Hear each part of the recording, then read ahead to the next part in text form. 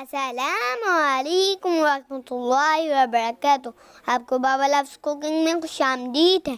आज हमारे बाबा हमारे लिए बहुत ही मज़ेदार शाही गजरेला बना रहे हैं। ये खाने में बहुत ही मज़ेदार और पकाने में बहुत ही आसान होता है। हम तो वैसे ही मीठे के शौकीन हैं और ये हमारी फेवरेट डिशेस में से एक स्वीट डिश है। इंशाल्लाह आपको भी बहुत पसंद आएगी। इसके लिए आप आधा कप बासमती चावल ले लीजिए। हम खीर और खिचड़ी के लिए हमेशा टोटा चावल इस्तेमाल करते हैं। अभी वो था नहीं इसलिए साबुत इस्तेमाल कर लिया।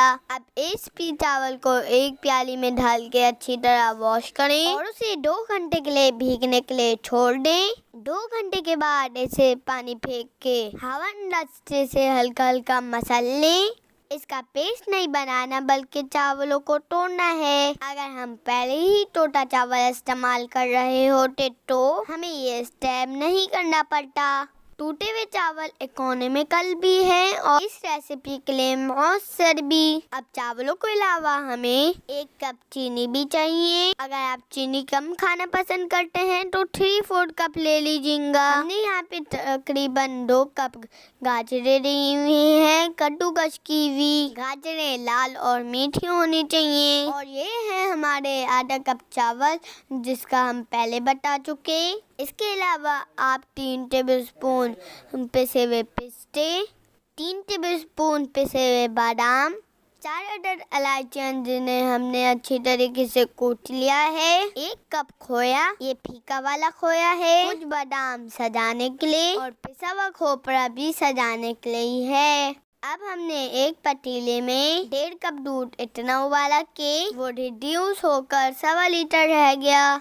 अब हमने इसके अंदर चीनी शामिल कर दी और एक दफा चम्मच हिलाकर चीनी को अच्छी तरीके से घोल लिया ताकि चीनी बेस पे ना चिपक जाए। फिर हमने इसमें चावल शामिल कर दिए, साथ ही साथ लाल मजेदार गाजरें भी।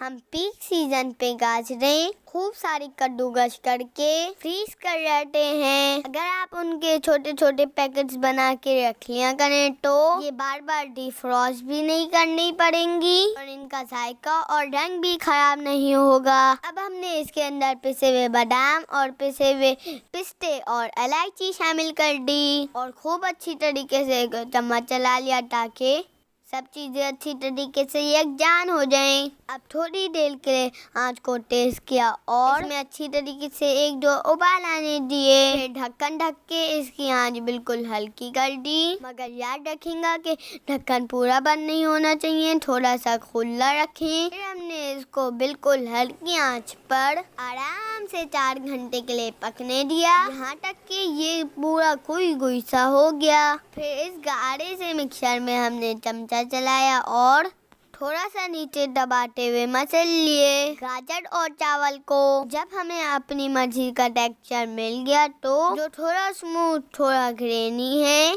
फिर हमने इसके अंदर 2 कप दूध और शामिल किया। फिर अगर आप चाहें तो इस वक्त 1 टेबलस्पून केवड़ा वाटर भी शामिल कर सकते हैं, लेकिन हमने नहीं किया है। अब इसे अच्छी तरीके से मिक्स कर लिया और फिर उबाल आने दिया और सिर्फ 10 मिनट के लिए ढककर पका लिया। चूल्हा बंद कर दिया और इसे थोड़ा ठंडा होने दिया। फिर इसमें मोटा मोटा मसल के खोया शामिल कर दिया और इसे सर्विंग वाली प्याली में खोपरा बादाम और खोए से खूब अच्छी तरीके से सजा लिया। ये देखने में जितना मजेदार लग रहा है, खाने में उससे कई गुना ज्यादा मजेदार है। इसे ट्राई करें और हमें दुआ में याद रखें। अगर आपको वीडियो पसंद आई हो तो वीडियो को लाइक करें, चैनल को सब्सक्राइब करें और कमेंट बॉक्स में जरूर बताएं। देखने के लिए जज़ाकल्लाह खैर।